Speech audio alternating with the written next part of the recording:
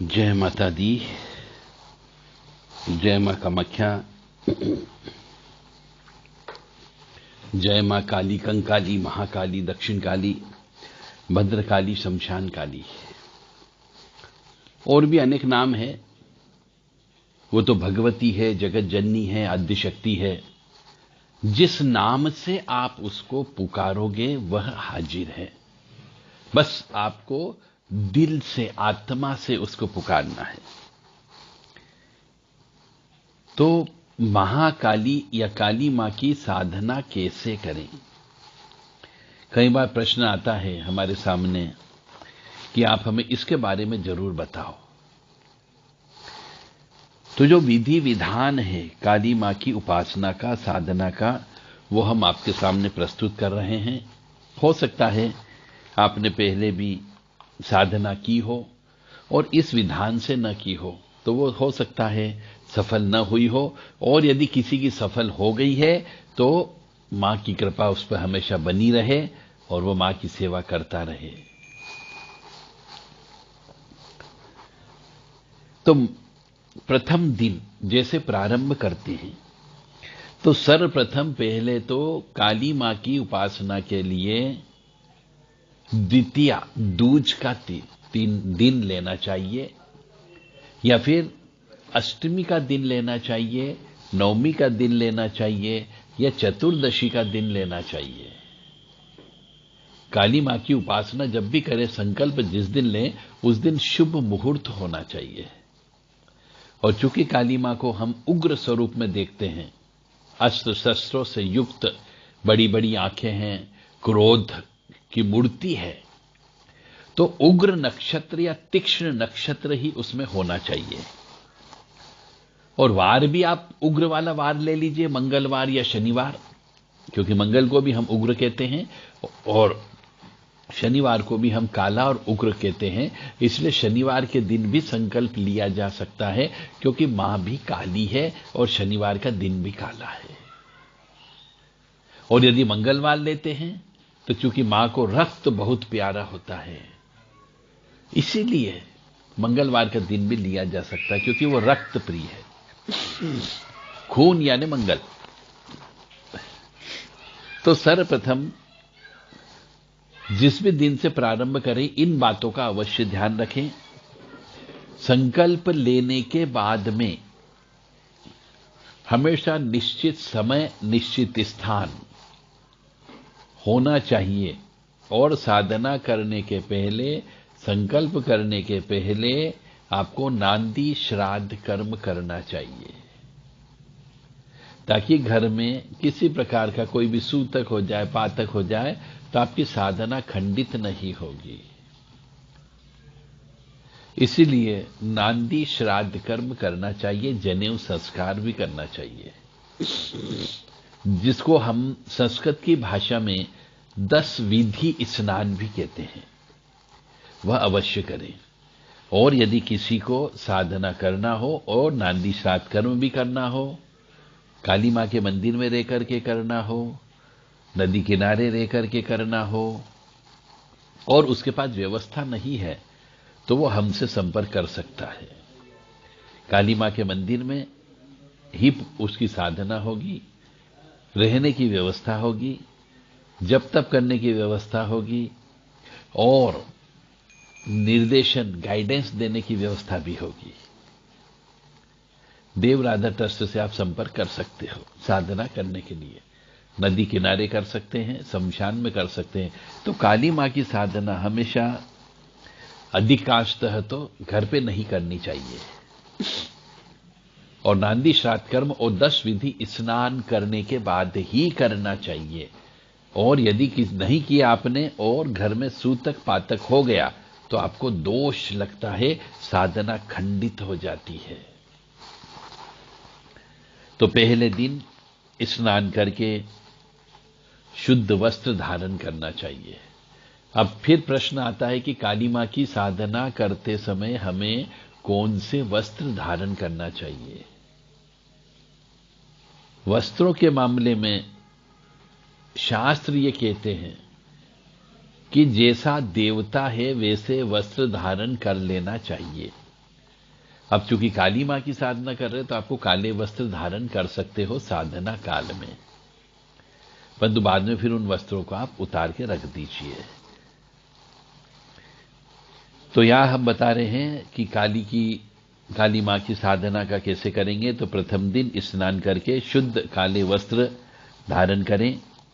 आसन भी काले कंबल का आसन हो तो ज्यादा अच्छा, और नहीं हो तो फिर कुछ का आसन चल सकता है। पूर्व दिशा की ओर मुंह करके आपको घी का दीपक जलाना है। घी भी कोशिश करें शुद्ध हो, डालडा घी का प्रयोग नहीं करें। या तो डेयरी का घी लेकर के आए, गाय का घी लेकर के आए और उससे दीपक लगाएं। दीपक कभी भी जमीन पे नहीं लगाना चाहिए। कोई प्लेट में रखें या नीचे चावल रखें या कोई दीपक रखें, उसके ऊपर दीपक लगाना चाहिए। फिर काली मां का यंत्र, जो अष्टधातु का हो सकता है, पीतल का हो सकता है, तांबे पर हो सकता है, उस यंत्र को, और काली मां के मूर्ति हो तो मूर्ति को, मूर्ति न हो तो काली मां का फोटो भी आप रख सकते हैं, और उनकी पूजन अर्चन आपको करना है। हमारे द्वारा काली मां की मूर्ति की चल प्राण प्रतिष्ठा करके दी जाती है, जिसको आप कहीं पर भी साधना काल के दौरान ले जा सकते हो, ला सकते हो, और बाकी समय पे आप अपने घर पे पूजन अर्चन कर सकते हो। चल प्राण प्रतिष्ठा होती है। तो यदि किसी को काली मां की चल प्राण प्रतिष्ठा की हुई पीतल की मूर्ति की आवश्यकता हो तो वो देव राधा ट्रस्ट से संपर्क कर सकते हैं। अब काली मां की आप साधना करते हो तो पहले आपको माता काली जी के बारे में सब ज्ञान होना चाहिए कि काली मां काली क्यों है, उनके माथे पर लाल बिंदा क्यों है, तीसरी आंख क्यों है, उनकी जीभान बाहर क्यों निकली हुई है, उनके केश हमेशा खुले हुए क्यों रहते हैं, क्यों उनने शिवजी पे पैर रखा हुआ है, क्यों वो मुंडमाला धारण करती है, क्यों वो लहू की प्यासी होती है। तो इन सबके प्रश्नों का उत्तर भी आपके पास होना चाहिए। क्यों काली मां की बड़ी बड़ी आंखें हैं, और काली मां के हाथ में खप्पर क्यों है, ज्वाला क्यों है।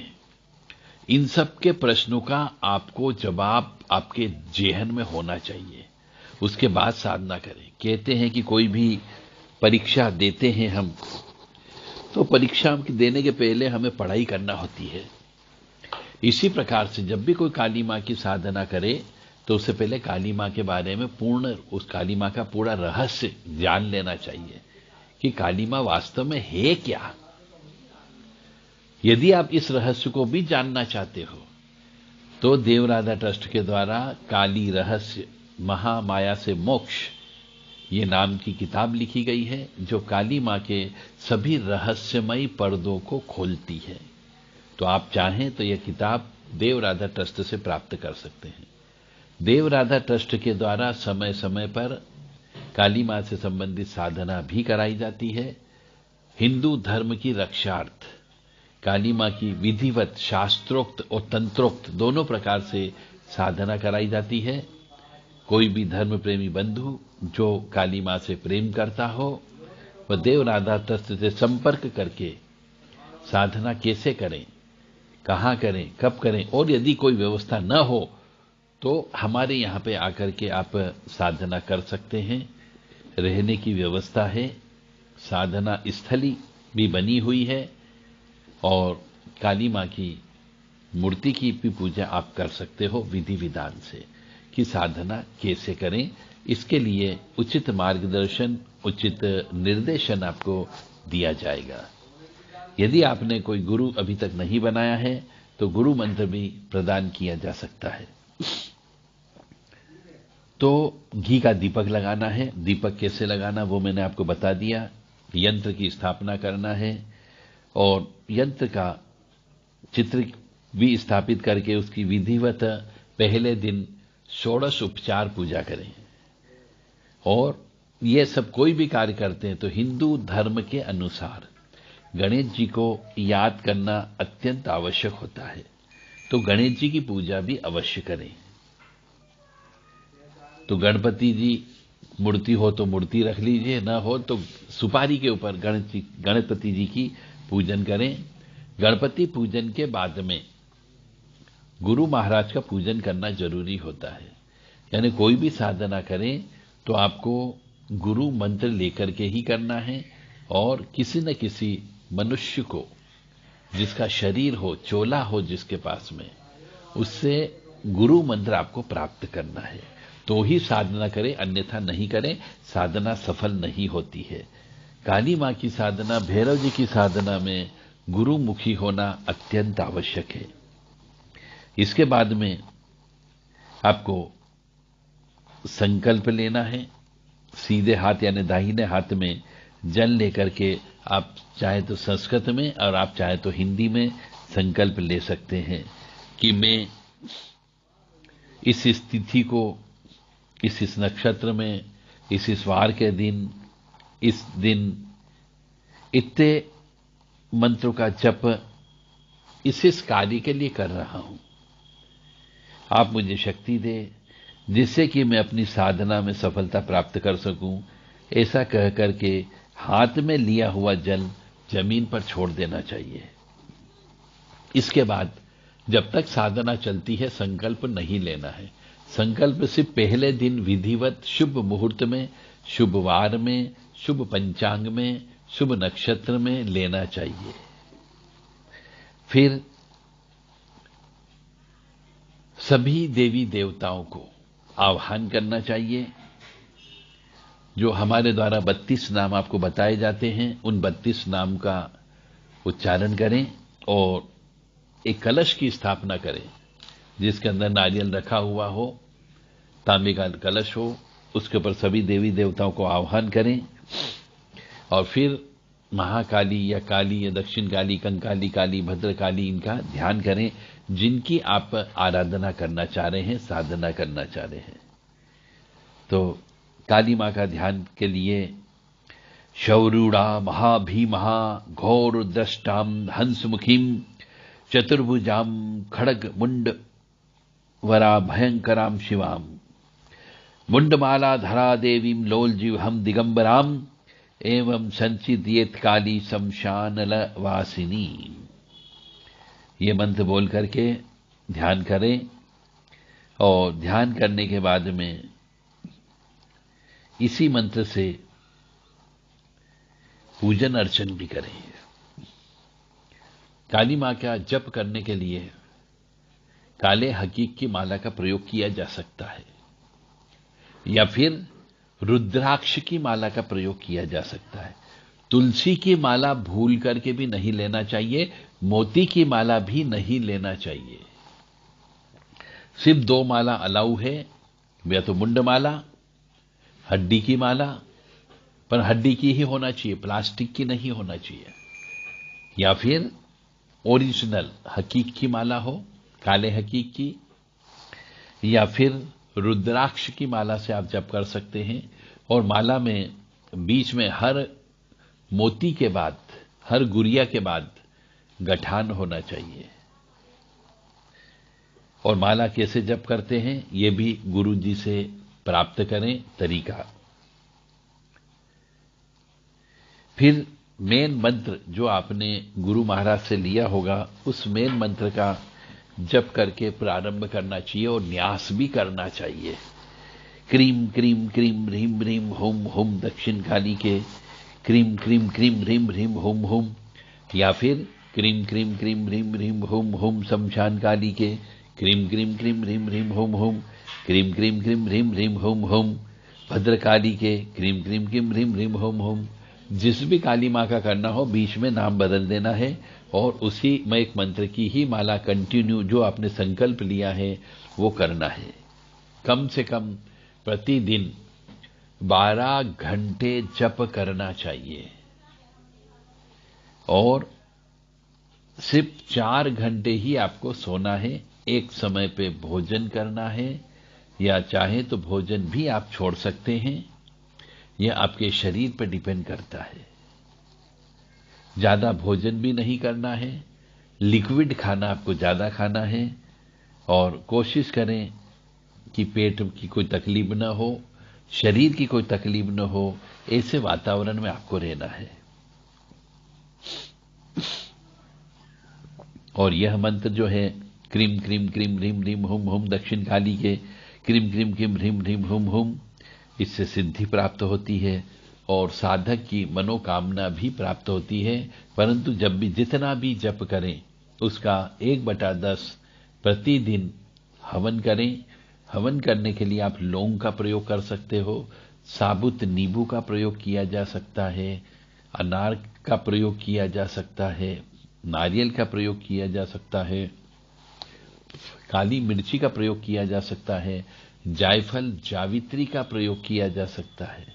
यानी जो उग्र चीजें होती है उनसे इस मंत्र का दशांश जितना जप किया है उसका दशांश हवन करना ही करना है आपको। काली मां की साधना जो है कलयुग में बहुत फल देने वाली होती है और यह साधना सबसे सरल है, क्योंकि आपका उद्देश्य या तो परोपकार होना चाहिए या निष्काम भाव से साधना करना चाहिए, तो वो फलित जल्दी होती है।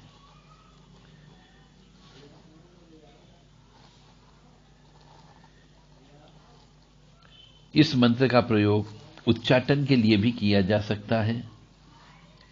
यदि किसी का उच्चाटन हो गया हो तो इसी मंत्र का प्रयोग करते उसके उच्चाटन को दूर भी कर सकते हैं। जब भी काली मां की साधना करें, उपासना करें, विधि विधान के साथ में करें तो भैरव जी का भी आह्वान अवश्य करें रोजाना, और भैरव जी की भी स्थापना उस नारियल के पास में करना चाहिए। पान के पत्ते के ऊपर एक नींबू रख दें या नारियल रख दें, सिंदूर लगा दें और भैरव जी के नाम से सरसों के तेल का 4 बत्ती का दीपक लगाना चाहिए, ताकि काली मां की उपासना सफल हो सके। बाकी किसी को और कोई इस साधना से संबंधित प्रश्न करना हो मुझे व्हाट्सएप कर सकते हैं। उनके प्रश्नों का समय आने पर उत्तर अवश्य दिया जाएगा। 9893128047 और 7649862712 पर संपर्क करें ताकि आपको सही मार्गदर्शन दे सकें और आप सही गुरु तक पहुंच करके साधना में सफल हो सके। हमारा उद्देश्य है कि आप मां भगवती आद्यशक्ति की कृपा प्राप्त करें। उसके लिए आपको जो भी उचित मार्गदर्शन या सहयोग की आवश्यकता हो, देव राधा ट्रस्ट साधक मनुष्यों के लिए सेवा करने के लिए हमेशा तत्पर रहेगा। जय माता दी।